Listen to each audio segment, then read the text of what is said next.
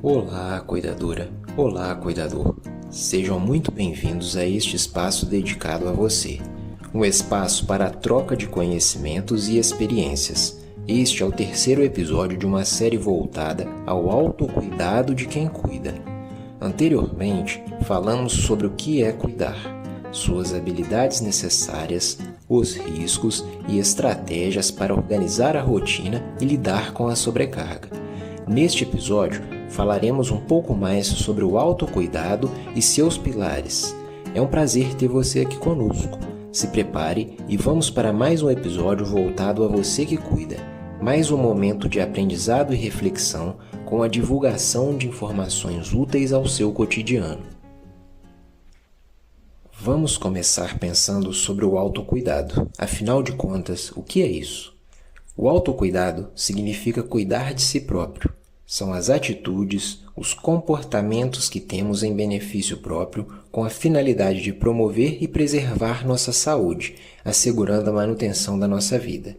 O autocuidado está na essência da existência humana e é fundamental para conseguirmos manter nossa saúde e bem-estar.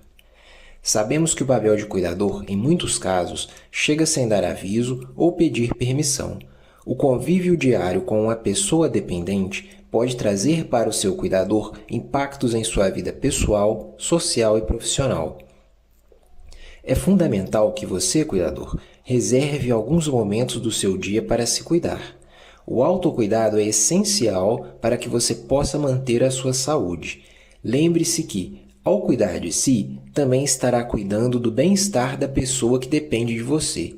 Provavelmente, você mesmo já deve ter percebido que, no dia em que está mais relaxado e se sentindo melhor, acha mais fácil de fazer suas tarefas. Assim, se você estiver bem, terá melhores condições de cuidar melhor.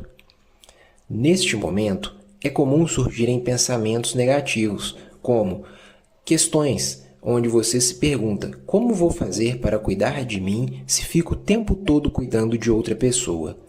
Não posso tirar um dia sequer de folga, não posso tirar férias e não posso contar com ninguém. É comum ter estes pensamentos e não duvido que a sua rotina seja cheia. Porém, precisamos tomar o autocuidado como uma tarefa diária fundamental, com pilares que não podem ser ignorados, como a prática de atividade física, ter uma alimentação saudável, beber água em quantidade suficiente e ter um sono de qualidade. Decida-se por praticar o autocuidado. Aceite a ajuda de familiares e amigos para que você também possa se cuidar. E não sinta culpa por dedicar um tempo para si. Todos precisamos deste momento e é seu direito ter o seu tempo de cuidado. Vamos começar a falar sobre o pilar da alimentação. A alimentar diz respeito a ingerir nutrientes que o nosso corpo precisa, que servirão como fonte de energia, como matéria-prima para nossas funções orgânicas e como substâncias que auxiliarão no bom funcionamento do nosso metabolismo. Mas a nutrição não é apenas isso. Não se trata apenas dos nutrientes. Trata-se também de prazer ao comer. Muito além de uma simples necessidade, a alimentação é uma fonte de satisfação, bem-estar e interação social. É reflexo da nossa cultura, identidade e vínculo. E se engana quem pensa que para comer bem precisa fazer dietas milagrosas ou mirabolantes. Pelo contrário, o básico bem feito é o essencial para manter uma alimentação nutritiva e saudável. Nosso objetivo aqui não será passar dietas, mas sim orientações gerais para que você possa ter mais clareza ao escolher os seus alimentos. Vale ressaltar que serão feitas orientações gerais, mas alguns grupos específicos podem ter necessidades especiais além do que vamos falar. Crianças pequenas, idosos, gestantes e pessoas com doenças crônicas podem ter outras necessidades e que devem ser acompanhadas por profissionais específicos. Portanto, ouvinte, este programa não substitui o acompanhamento especializado, apenas trará mais informações que podem ser úteis no seu cotidiano. Vamos começar falando sobre os grupos de alimentos. O primeiro grupo é o dos alimentos naturais ou minimamente processados. Os alimentos naturais vêm diretamente de plantas ou animais, sem que tenham sofrido alterações após saírem da natureza. Como exemplos, temos as folhas, frutas, ovos, leite e carne. Já os alimentos minimamente processados são aqueles que, após sair da natureza, tiveram alguma pequena mudança, como grãos secos, moídos e empacotados, farinhas, cortes de carne resfriados e leite pasteurizado.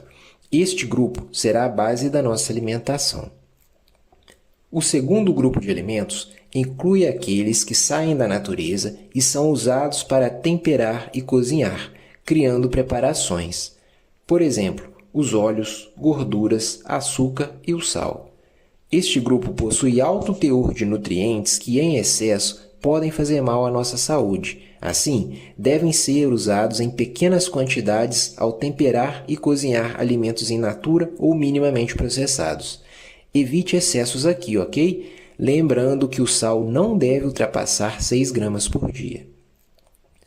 No terceiro grupo, temos alimentos processados. Os produtos fabricados com a adição de sal ou açúcar a alimentos naturais ou minimamente processados, por exemplo, legumes em conserva, frutas e caldas, queijos e pães.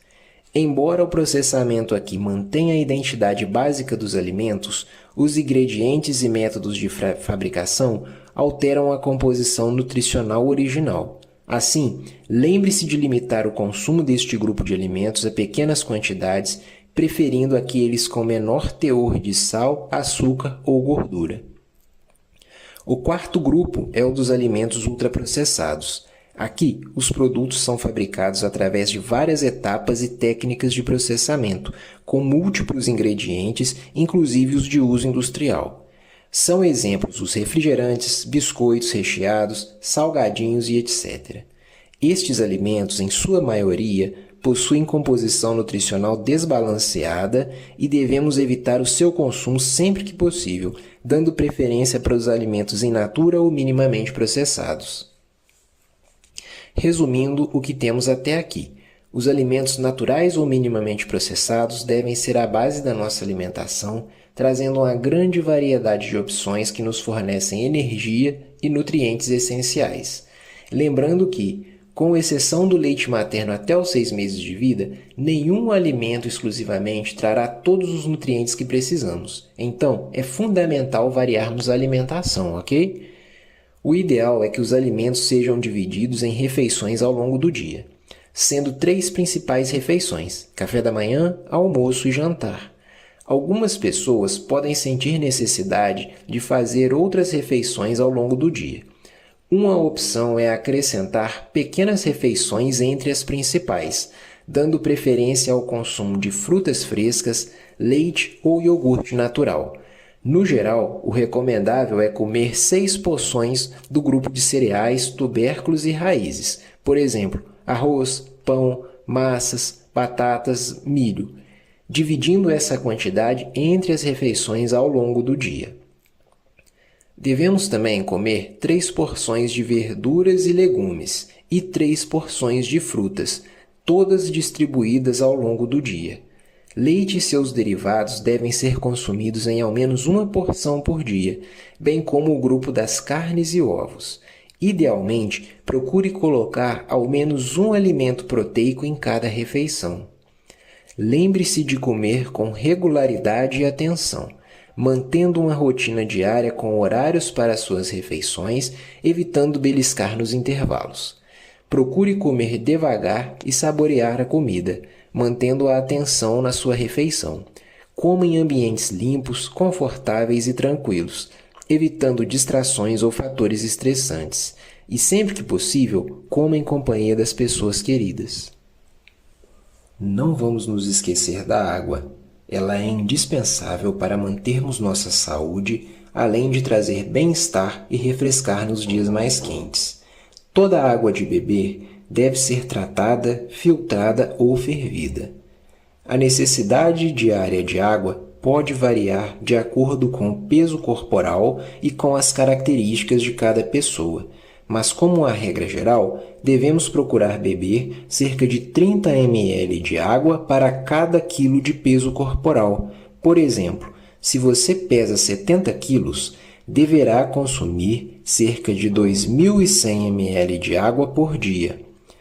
Beber entre 6 a 8 copos de água por dia fornecerá a quantidade necessária para a maioria das pessoas. De preferência, beba entre as suas refeições. Agora, vamos falar sobre o terceiro pilar do autocuidado, a atividade física. Vários estudos comprovam os benefícios da atividade física para a saúde do corpo e da mente. Ela é essencial para o pleno desenvolvimento humano e deve ser praticada em todas as fases da vida e em vários momentos, como ao andar de um lugar para outro, durante o trabalho, ao cuidar de casa ou mesmo ao cuidar de outra pessoa. Quanto mais cedo você começar a se conscientizar da importância da atividade física, implementando ela na sua rotina, maiores os benefícios para a saúde. Estudos comprovam que ela ajuda no controle do peso, diminui a chance de desenvolver alguns tipos de câncer, de desenvolver doenças crônicas como a hipertensão, o diabetes e doenças do coração, além de melhorar sua disposição. Neste momento, você pode estar pensando, mas como eu vou fazer atividade física? Não tenho tempo para ir à academia ou não gosto de academia. Bem, eu entendo essas dúvidas, mas me deixa te contar uma coisa. Apesar de ser comum achar que atividade física e exercício físico são a mesma coisa e que só podem ser feitos em academia, esse pensamento está errado. Sim, ele está errado. Primeiro, porque atividade física e exercício físico, apesar de semelhantes, não são a mesma coisa. A atividade física é um comportamento que envolve movimentos corporais voluntários e que gastam energia a mais que o repouso. Ela promove a interação da pessoa com o ambiente e com outras pessoas, podendo ser feita em várias ocasiões. São exemplos de atividade física: caminhar, correr, pedalar, subir escadas, dançar, levar seu pet para passear, cuidar da casa. As opções são inúmeras e certamente algumas vão caber na sua rotina. Já o exercício físico é a atividade física planejada, estruturada e repetitiva, com o objetivo de melhorar as capacidades físicas e o peso adequado. Alguns exemplos são os treinos de musculação, as aulas de natação e as aulas de ginástica. Ou seja, todo exercício físico é uma atividade física, mas as atividades físicas vão muito além dos exercícios. Vamos guardar na mente que as atividades físicas vão além do exercício, tá? E que fazer qualquer atividade física é melhor que não fazer nada. Mesmo um pouco já pode trazer algum benefício. E as atividades físicas podem ser feitas com diferentes intensidades.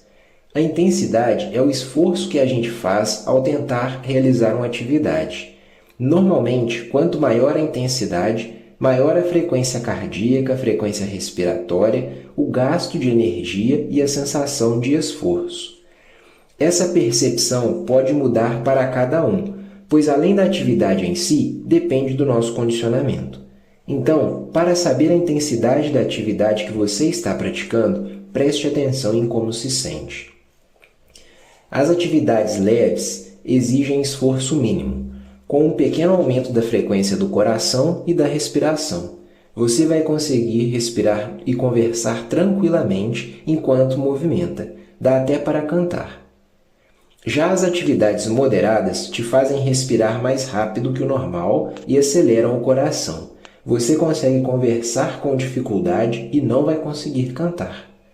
Por último, as atividades vigorosas são as que exigem muito esforço.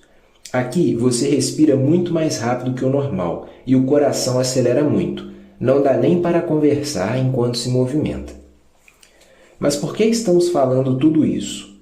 Bem, cuidadores, queremos primeiramente diferenciar a atividade física do exercício físico, explicando os níveis de intensidade e te ajudar a encontrar formas de se manter ativo e saudável.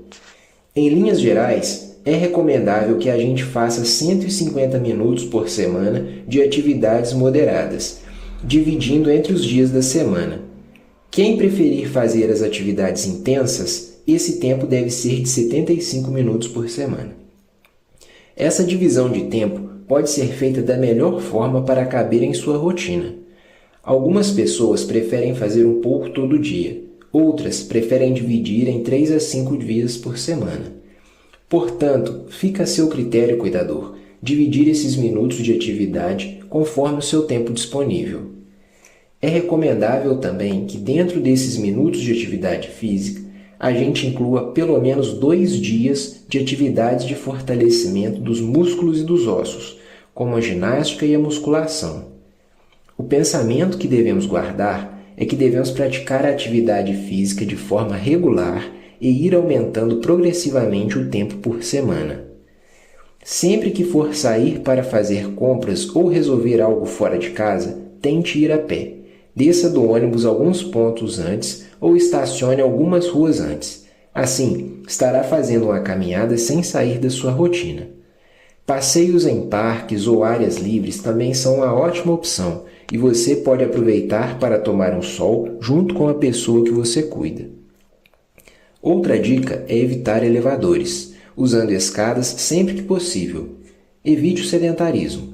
Sempre que puder, se movimente e reduza o tempo que permaneça sentado ou deitado. A cada hora, aproveite para se mexer por 5 minutos. Se levante, alongue o corpo, caminhe um pouco. São pequenas mudanças de nossa rotina que já são capazes de nos fazer bem. Chegamos ao final de mais um episódio do nosso podcast. A você que nos acompanhou até aqui, nosso muito obrigado pela atenção. Esperamos que as informações possam ser úteis para vocês cuidadores e que te ajudem a cuidar também de si. Neste capítulo, falamos sobre os pilares da alimentação, da ingestão de água e da atividade física. Nos próximos capítulos, falaremos um pouco sobre a saúde mental, estratégias para o autocuidado nesse campo e também sobre a promoção da autonomia da pessoa que cuidamos. Conto com a sua presença no próximo episódio. Um grande abraço e até a próxima.